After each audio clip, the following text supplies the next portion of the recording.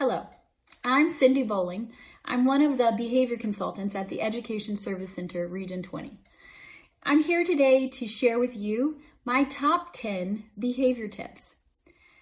Sometimes it may feel like we can control the behaviors of other people. However, the truth is we really only have the power to control our own behavior. What we can do, though, is guide, direct, and impact behaviors of other people.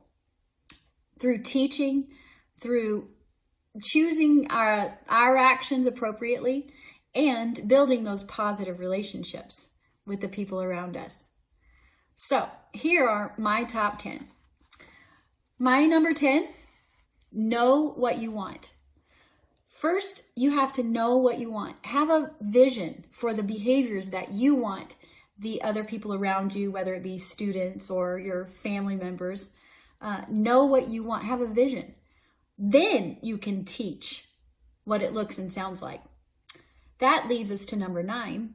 Teach what you want. First, know what you want, then teach what you want. So when we talk about teaching, we need to remember to be explicit. Teach what it looks and sounds like to do that particular behavior that you're wanting them to do. Remember, don't assume that they already know how to do it just because you know how to do it. Number 8, check for understanding. It's hard to think, well, if I teach this, surely they know how to do it. But the truth is, they don't. And we might need to check for understanding. Check to see if they really know what we mean by doing that behavior, what it looks and sounds like. Checking for understanding allows us to see what needs to be clarified or explained in a different way. Number 7, give feedback. When we're giving feedback, we need to remember to give both corrective feedback as well as positive feedback. The power of positive feedback lies in the idea that I let you know when you're moving in the right direction or when you're moving in the incorrect direction. I like to think of affirmation or positive feedback much like receiving a medal.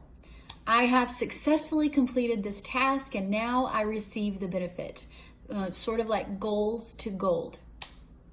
The power of corrective feedback lies in communicating that I am veering off the path. What do I do to get back on the right track? Without corrective feedback, I won't know if I'm near the target or if I need to change my aim a bit. Number 6, create a safe environment. It's our responsibility to make sure that the environment that we're creating is both safe and positive.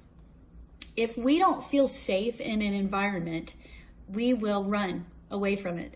Fight or flight is a real thing. We are responsible for creating and maintaining that safe environment, both emotionally and physically. Many times it's not what we say, but how we say it.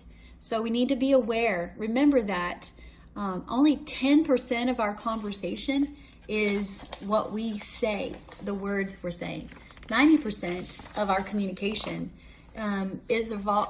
revolves around our nonverbal communication, our cadence, our volume, our tone of voice. There really never is a place for condescension or putting someone down. So be aware of the nonverbal communication. Number 5, set enforceable limits. To do this, we really need to recognize that we can't force someone to do something. We can, however, make sure that whatever consequence strategy that we've put in place, we have thought about, that it's reasonable, that it makes sense, that it's enforceable, something we can actually do. One example of an enforceable consequence might sound like, I'll be glad to listen when your voice is as soft as mine. With this example, the positive consequence would be that the person would be heard for choosing to lower their voice.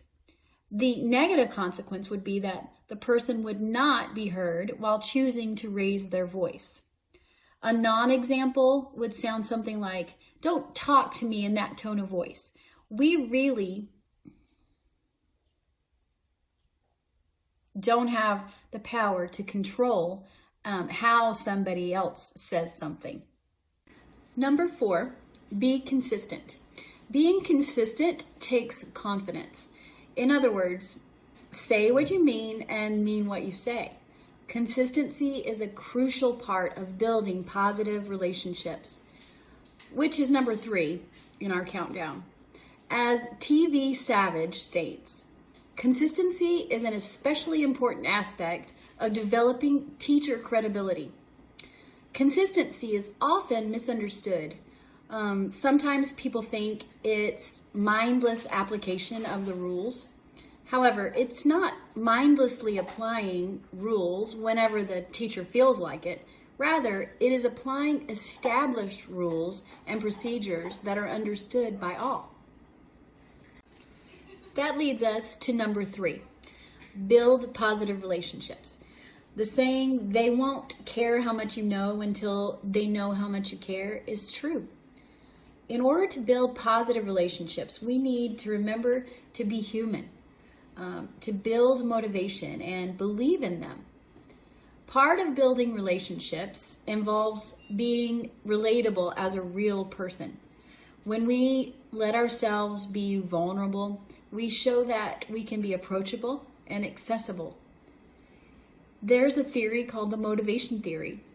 The power behind this theory has to do with recognizing that a person is motivated by how much they value what they're getting out of the activity, as well as how successful they perceive themselves to be.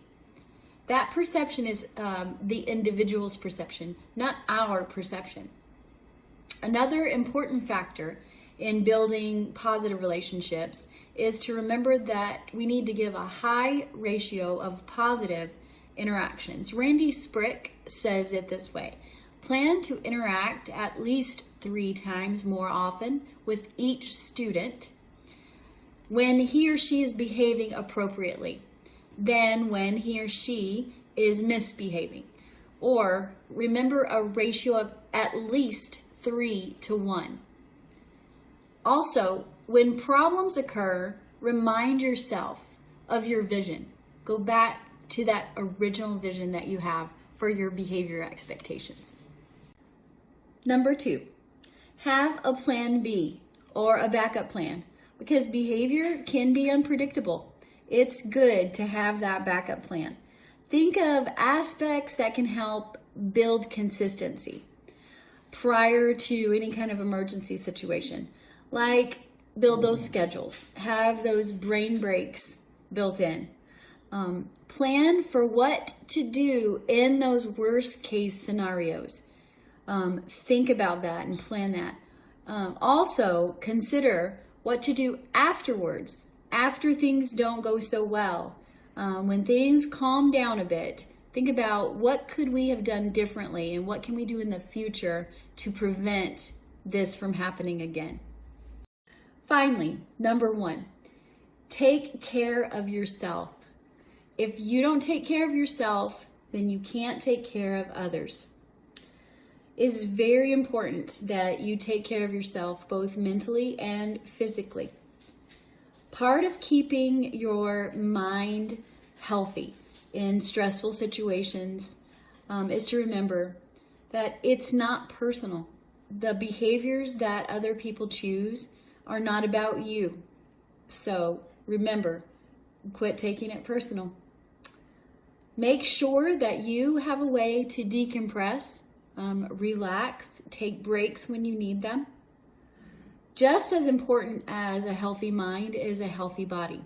So remember that you are creating for yourself healthy routines when it comes to eating and drinking and sleeping as well. You only have the power to control yourself.